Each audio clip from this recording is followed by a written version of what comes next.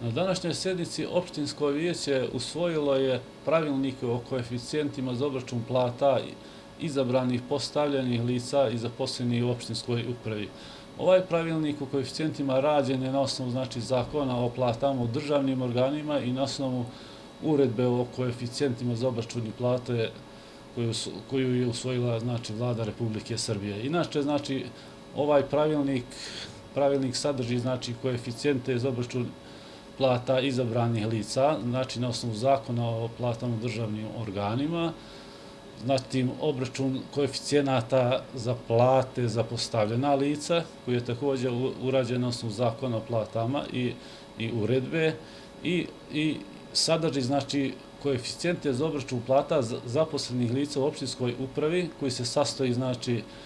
iz 3 dijela uvećanja, odnosno iz osnovnih koeficijenata, zatim